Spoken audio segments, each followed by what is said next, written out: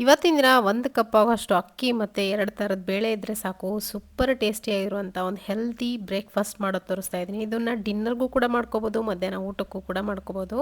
1 cut ಪಾಲಕ್ ಕೂಡ ಬೇಕಾಗುತ್ತೆ. ತುಂಬ ರುಚಿಯಾದಂಥ ಒಂದು ಟೇಸ್ಟಿಯಾದಂಥ ರೆಸಿಪಿ ಮಾಡೋದು ತೋರಿಸ್ತಾ ಇದ್ದೀನಿ. ಬನ್ನಿ ಹೇಗೆ ಮಾಡೋದು ನೋಡೋಣ. ನಾನಿಲ್ಲಿ ಒಂದು ಸಾಸ್ ಪ್ಯಾನ್ಗೆ ಒಂದು ಅರ್ಧ ಲೀಟ್ರ್ ಅಷ್ಟು ನೀರು ಹಾಕ್ಕೊಂಡು ಬಿಸಿ ಇಟ್ಕೊಂಡಿದ್ದೀನಿ. ಇದಕ್ಕೆ ಪಾಲಕ್ಕೇನು ನಾವು ಕಟ್ ಮಾಡ್ಕೊಂಡು ವಾಶ್ ಮಾಡಿ ಇಟ್ಕೊಂಡಿದ್ವಲ್ಲ ಅದನ್ನು ಹಾಕ್ಕೊಳ್ತಾ ಇದ್ದೀನಿ. ನೀವು ಪಾಲಕ್ ಬೇಕಿದ್ರೆ ಜಾಸ್ತಿ ಕ್ವಾಂಟಿಟಿನಲ್ಲಿ ಮಾಡ್ತಾಯಿದ್ರೆ ಜಾಸ್ತಿ ಹಾಕ್ಕೊಳ್ಳಿ. ನಾನಿಲ್ಲಿ 1 ಕಟ್ ಆಗೋಷ್ಟು ತೊಗೊಂಡಿದ್ದೀನಿ ಪಾಲಕ್ನ. ನೀವು 2 ಬಂಚ್ ಆದರೂ ನೀವು ತೊಗೋಬೋದು. ಇದನ್ನು ಕುದಿಯಕ್ಕೆ ಬಿಡ್ತೀನಿ. ಅಷ್ಟರೊಳಗೆ ಒಂದು ಕುಕ್ಕರ್ಗೆ ನಾನಿಲ್ಲಿ ತೊಗೊಂಡಂಥ 1 ಕಪ್ ಆಗೋಷ್ಟು ಅಕ್ಕಿ ಏನಿದೆ, ನಾನಿಲ್ಲಿ ನಾರ್ಮಲ್ ಸೋನಾ ಮಸೂರಿ ರೈಸ್ ತೊಗೊಂಡಿದ್ದೀನಿ. ನೀವು ಬೇಕಿದ್ರೆ ಬಾಸ್ಮತಿ ಕೂಡ ಬಳಸ್ಬೋದು, ತುಂಬ ರುಚಿಯಾಗುತ್ತೆ. ಇದಕ್ಕೆ ನಾನಿಲ್ಲಿ ಒಂದು 1/4 ಕಪ್ ಆಗೋಷ್ಟು ಹೆಸರು ಬೇಳೆ ಹಾಗೆ 1/4 ಕಪ್ ಆಗೋಷ್ಟು ತೊಗರಿ ಬೇಳೆನ ಹಾಕ್ಕೊಳ್ತಾ ಇದ್ದೀನಿ. ನೀವು ನೋಡ್ತಿರ್ಬೋದು ಸಮ ಪ್ರಮಾಣದಲ್ಲಿ ತೊಗೋಬೇಕಾಗತ್ತೆ. ಇವಾಗ ಇದನ್ನು ಕ್ಲೀನಾಗಿ ಒಂದು 2ರಿಂದ 3 ಸತಿ ವಾಶ್ ಮಾಡ್ಕೊಂಡು ಬಂದಿದ್ದೀನಿ. ವಾಶ್ ಮಾಡಿಕೊಂಡು ಇದಕ್ಕೆ ಅರ್ಧ ಟೀ ಸ್ಪೂನ್ ಆಗೋಷ್ಟು ಅರಿಶಿನ ಹಾಗೆ ಸ್ವಲ್ಪ ತುಪ್ಪ ಹಾಕ್ಕೊಳ್ತಾ ಇದ್ದೀನಿ. ತುಪ್ಪ ಬೇಡ ಅಂದರೆ ಸ್ವಲ್ಪ ಅರ್ಧ ಸ್ಪೂನ್ ಆಗೋಷ್ಟು ಎಣ್ಣೆ ಕೂಡ ಹಾಕ್ಕೋಬೋದು. ಸ್ವಲ್ಪ ಉಪ್ಪನ್ನು ಹಾಕ್ಕೊಂಡು ಮುಳುಗುವಷ್ಟು ನೀರು ಅಥವಾ 2 ಗ್ಲಾಸ್ ಆಗುವಷ್ಟು ನೀರನ್ನು ಹಾಕ್ಕೊಂಡು ಇದನ್ನು ಕುಕ್ಕರ್ ಲಿಡ್ಡನ್ನು ಕ್ಲೋಸ್ ಮಾಡಿ ಒಂದು 2ರಿಂದ 3 ವಿಷಲ್ ಕೂಗಿಸಿದ್ರೆ ಸಾಕು. ನಮಗೆ ಯಾವ ಹದಕ್ಕೆ ಬೇಕೋ ಆ ಹದಕ್ಕೆ ಇಲ್ಲಿ ಬೇಳೆ ಮತ್ತು ಅಕ್ಕಿ ಬೆಂದಿರುತ್ತೆ. ಪೂರ್ತಿಯಾಗಿ ಸಾಫ್ಟಾಗಿ ಬೇಯಿಸಬಾರ್ದು, ಕಿಚಡಿ ಥರ. ಸೊ ಇವಾಗ ನೋಡ್ತಿರ್ಬೋದು ನಾನಿಲ್ಲಿ ಗ್ಯಾಸ್ ಫ್ಲೇಮಲ್ಲಿಟ್ಟು ಮೀಡಿಯಮ್ ಫ್ಲೇಮಲ್ಲಿ ಇಟ್ಕೊಂಡು 2 ವಿಷಲ್ ಕೂಗಿಸ್ತೀನಿ. ಅಷ್ಟರಲ್ಲಿ ನೋಡಿ ನಾವಿಲ್ಲಿ ಆವಾಗಲೇ ಪಾಲಕ್ ಏನು ಬೇಯಿಸಕ್ಕಿಟ್ಟಿದ್ವಲ್ಲ ಪೂರ್ತಿಯಾಗಿ ಸಾಫ್ಟಾಗಿ ಬೆಂದಿದೆ. ಇದನ್ನು ತೆಗೆದು ನಾನಿಲ್ಲಿ ಪೂರ್ತಿ ತಣ್ಣಗಾದ್ಮೇಲೆ ಮಿಕ್ಸರ್ ಜಾರ್ಗೆ ಹಾಕ್ಕೊಳ್ತಾ ಇದ್ದೀನಿ. ಒಂದು ಬ್ಲೆಂಡರ್ ಜಾರ್ಗೆ ಹಾಕ್ಕೊಂಡು ಸ್ವಲ್ಪ ತಣ್ಣೀರನ್ನು ಹಾಕ್ಕೊಂಡು ಇದನ್ನು ರುಬ್ಕೋಬೇಕು. ಈಗ ನೋಡಿ ನುಣ್ಣಗೆ ರುಬ್ಕೊಂಡ್ಬಂದಿದ್ದೀನಿ. ಇಷ್ಟ ಆದರೆ ಸಾಕಾಗುತ್ತೆ. ಇವಾಗ ಮಾಡೋದು ನೋಡೋಣ. ನಾನಿಲ್ಲಿ ಒಂದು ಕಡಾಯಿ ಬಿಸಿ ಇಟ್ಕೊಂಡಿದ್ದೀನಿ. ಇದಕ್ಕೆ 1 ಕ್ಯೂಬ್ ಆಗೋಷ್ಟು ಬೆಣ್ಣೆ ಹಾಕ್ಕೊಂಡಿದ್ದೀನಿ. ಒಂದು 2ರಿಂದ 3 ಹೆಸರು ಬೆಳ್ಳುಳ್ಳಿ ಸಣ್ಣದಾಗಿ ಕಟ್ ಮಾಡಿಕೊಂಡು ಒಗ್ಗರಣೆ ಹಾಕ್ಕೊಂಡಿದ್ದೀನಿ. ಹಾಗೆ ಸಾಸಿವೆ ಜೀರಿಗೆ 1 ಸ್ಪೂನ್ ಆಗೋಷ್ಟು ಹಾಕ್ಕೊಂಡಿದ್ದೀನಿ. ಸಾಸಿವೆ ಜೀರಿಗೆ ಸ್ವಲ್ಪ ಜಾಸ್ತಿನೇ ಹಾಕಬೇಕು. ಸ್ವಲ್ಪ ಕರಿಬೇವಿನ ಸೊಪ್ಪು ಒಗ್ಗರಣೆಗೆ, ಹಾಗೆ ಒಂದು ಈರುಳ್ಳಿನ ಸಣ್ಣದಾಗಿ ಕಟ್ ಮಾಡಿಕೊಂಡು ಅದನ್ನು ಕೂಡ ಹಾಕ್ಕೊಂಡಿದ್ದೀನಿ ಒಗ್ಗರಣೆಗೆ. ಒಂದು 2 ಹಸಿಮೆಣಸಿನ್ಕಾಯಿನ ಸಣ್ಣದಾಗಿ ಕಟ್ ಮಾಡ್ಕೊಂಡು ಹಾಕ್ಕೊಂಡಿದ್ದೀನಿ. ಇದೆಲ್ಲದನ್ನು ಇವಾಗ ಚೆನ್ನಾಗಿ ಫ್ರೈ ಮಾಡ್ಕೋಬೇಕು. ಈರುಳ್ಳಿ ಆಗಲಿ ಹಸಿಮೆಣಸಿನ್ಕಾಯಿ ಆಗಲಿ ಸ್ವಲ್ಪ ಹೊತ್ತು ಬಾಡಬೇಕು. ಪೂರ್ತಿಯಾಗಿ ಸಾಫ್ಟಾಗಿ ಫ್ರೈ ಆಗಬೇಕು. ಈರುಳ್ಳಿ ಸ್ವಲ್ಪ ಕಲರ್ ಚೇಂಜ್ ಆಗ್ತಾ ಇದೆ ಅನ್ನೋವಾಗ ನಾನಿಲ್ಲಿ ಕ್ಯಾರೆಟ್ ಮತ್ತು ಬೀನ್ಸನ್ನು ಸಣ್ಣದಾಗಿ ಕಟ್ ಮಾಡಿರುವಂಥದ್ದನ್ನು ಹಾಕ್ಕೊಂಡಿದ್ದೀನಿ. ಕ್ಯಾರೆಟ್ ಬೀನ್ಸು ಹಾಕಿದ್ರೆ ತುಂಬ ರುಚಿ ಕೊಡುತ್ತೆ. ಇಲ್ಲ ಅಂದರೆ ನೀವು ಸ್ಕಿಪ್ ಮಾಡ್ಬೋದು, ಏನು ತೊಂದರೆ ಇಲ್ಲ, ಹಾಗೆ ಕೂಡ ಮಾಡ್ಕೋಬೋದು. ಹಾಗೆ ಒಂದು ದೊಡ್ಡ ಗಾತ್ರದ ಟೊಮೆಟೊ ಸಣ್ಣದಾಗಿ ಕಟ್ ಮಾಡ್ಕೊಂಡು ಅದನ್ನು ಕೂಡ ಹಾಕ್ಕೊಂಡಿದ್ದೀನಿ. ಹಾಕ್ಕೊಂಡು ಒಂದು ಸತಿ ಚೆನ್ನಾಗಿ ಮಿಕ್ಸ್ ಮಾಡ್ಕೊಳ್ತಾ ಫ್ರೈ ಮಾಡ್ಕೋಬೇಕು.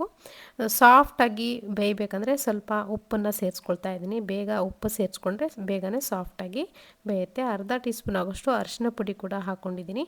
ಹಾಗೆ 1 ಟೀ ಸ್ಪೂನ್ ಆಗೋಷ್ಟು ಧನಿಯಾ ಪುಡಿ ಹಾಕ್ಕೊಳ್ತಾ ಇದ್ದೀನಿ. 1 ಟೀ ಸ್ಪೂನ್ ಆಗೋಷ್ಟು ನಾನಿಲ್ಲಿ ಜೀರಿಗೆ ಪುಡಿ ಹಾಕ್ಕೊಂಡಿದ್ದೀನಿ. ಇದ್ರ ಜೊತೆಗೆ ನೀವು ಗರಂ ಮಸಾಲ 1 ಸ್ಪೂನ್ ಆಗೋಷ್ಟು ಹಾಕೋಬೋದು, ಅಥವಾ ಚಿಕನ್ ಮಸಾಲ ಇದ್ದರೆ ಚಿಕನ್ ಮಸಾಲ ಹಾಕೋಬೋದು. ಇದೆಲ್ಲದನ್ನು ಮಸಾಲೆನ ಎಣ್ಣೆಯಲ್ಲಿ ಈ ಮಸಾಲೆ ಜೊತೆಗೆ ಹುರ್ಕೋಬೇಕು.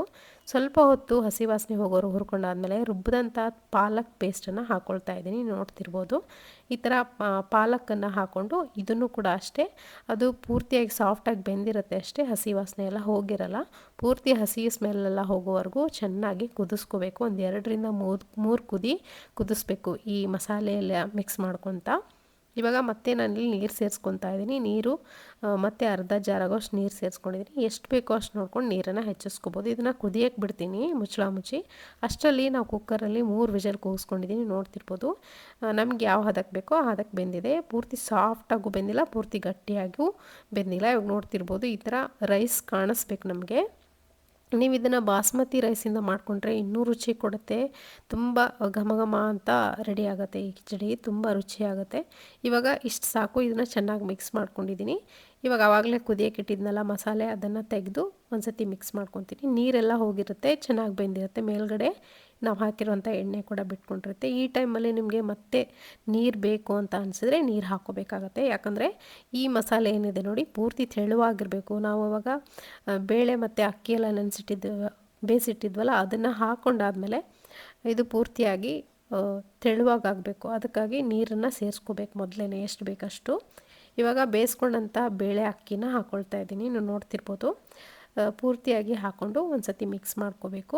ನಿಮಗೆ ಈ ಟೈಮಲ್ಲಿ ಮತ್ತೆ ನೀರು ಕಡಿಮೆ ಅಂತ ಅನಿಸಿದ್ರೆ ಮತ್ತೆ ಸೇರಿಸ್ಕೋಬೋದು, ಏನು ತೊಂದರೆ ಇಲ್ಲ.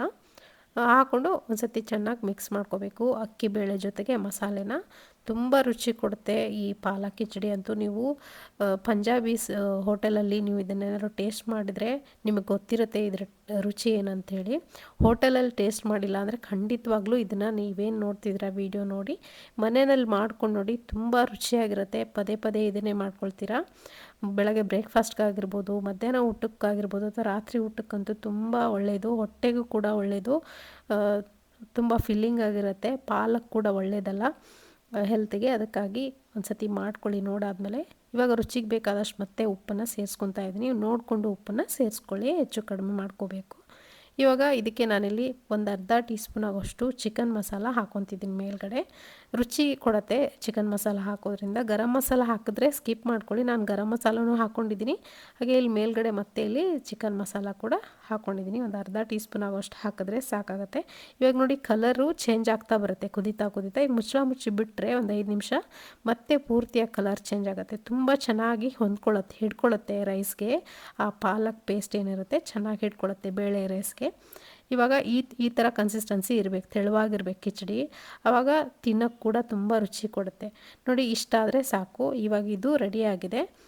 ಇದಕ್ಕೆ ಒಂದು ಒಗ್ಗರಣೆ ಕೊಟ್ಕೊಳ್ಳೋಣ. ಮೇಲ್ಗಡೆ ಸ್ವಲ್ಪ ಕೊತ್ತಂಬರಿ ಸೊಪ್ಪನ್ನು ಹಾಕ್ಕೊಂಡು ಕೆಳಗಿಳಿಸಿ ಇದಕ್ಕೊಂದು ಒಗ್ಗರಣೆ ಕೊಟ್ಕೊಳ್ತಾ ಇದ್ದೀನಿ. ಒಂದು ಸ್ಪೂನಷ್ಟು ತುಪ್ಪ ಹಾಕ್ಕೊಂಡು ಒಂದು ಗೆಡ್ಡೆ ಬೆಳ್ಳುಳ್ಳಿನ ಸಣ್ಣದಾಗಿ ಕಟ್ ಮಾಡ್ಕೊಂಡು ಹಾಕ್ಕೊಂಡಿದ್ದೀನಿ. ಹಾಗೆ ಗೋಡಂಬಿ, ಹಾಗೆ ಒಣಮೆಣ್ಸಿನ್ಕಾಯಿ ಕೂಡ ನಾನಿಲ್ಲಿ ಹಾಕ್ಕೊಂಡಿದ್ದೀನಿ. ಬೇಕಿದ್ರೆ ಸ್ಕಿಪ್ ಮಾಡ್ಬೋದು ಗೋಡಂಬಿ ಗೋಡಂಬಿ ಬದಲು ಶೇಂಗಾ ಹಾಕ್ಕೋಬೋದು. ಕೊನೆಯದಾಗಿ ಗ್ಯಾಸ್ ಫ್ಲೇಮ್ ಆಫ್ ಮಾಡಿಕೊಂಡು ಅಚ್ಕಾರದ ಪುಡಿ ಕೂಡ ಹಾಕ್ಕೊಂಡು ಮಿಕ್ಸ್ ಮಾಡಿಕೊಂಡು ನಾವು ಮಾಡಿರುವಂಥ ಕಿಚಡಿ ಮೇಲ್ಗಡೆ ಇದನ್ನು ತಡ್ಕ ಒಗ್ಗರಣೆ ಕೊಟ್ಬಿಟ್ರೆ ಚೆನ್ನಾಗಾಗುತ್ತೆ ಟೇಸ್ಟು. ಈ ರೆಡ್ ಕಲರ್ ಅಚ್ಕಾರದ ಪುಡಿ ಹಾಕಿರ್ತೀವಲ್ಲ ಅದೊಂಥರ ಟೇಸ್ಟೇ ಬೇರೆ ಬರುತ್ತೆ. ಹಾಕ್ಕೊಂಡು ಒಂದು ಸತಿ ಮಿಕ್ಸ್ ಮಾಡಿಕೊಂಡು ನೀವು ಸರ್ವ್ ಮಾಡ್ಕೊಂಡ್ರೆ ಆಯಿತು. ಇದ್ರ ಜೊತೆ ಒಂದು ಸ್ಪೂನ್ ತುಪ್ಪ ಹಾಕ್ಕೊಂಡು ಹಪ್ಪಳ ಹಾಕ್ಕೊಂಡು ತಿಂತಾಯಿದ್ರೆ ತುಂಬ ಟೇಸ್ಟ್ ಕೊಡುತ್ತೆ. ಹಪ್ಪಳ ಉಪ್ಪಿನಕಾಯಿ ಜೊತೆ ಒಳ್ಳೆ ಕಾಂಬಿನೇಷನ್ ಅಂತ ಹೇಳ್ಬೋದು. ನಾನು ಕೂಡ ಹಪ್ಪಳದ ಜೊತೆಗೆ ಉಪ್ಪಿನಕಾಯಿ ಜೊತೆ ಸರ್ವ್ ಮಾಡಿದ್ದೀನಿ. ಸೊ ಇವತ್ತಿನ ಈ ರೆಸಿಪಿ ನಿಮಗೆ ಖಂಡಿತ ಇಷ್ಟ ಆಗಿದೆ ಅಂದ್ಕೊಳ್ತೀನಿ. ಇಷ್ಟ ಆಗಿದ್ರೆ ಒಂದು ಲೈಕ್ ಮಾಡೋದನ್ನು ಮರಿಬೇಡಿ. ಇದೇ ಥರ ಒಳ್ಳೊಳ್ಳೆ ರೆಸಿಪಿಗಳಿಗೋಸ್ಕರ ನಮ್ಮ ಚಾನಲ್ಗೆ ಸಬ್ಸ್ಕ್ರೈಬ್ ಮಾಡಿಕೊಂಡು ವೀಡಿಯೋಸ್ನ ನೋಡಿ. Thank you.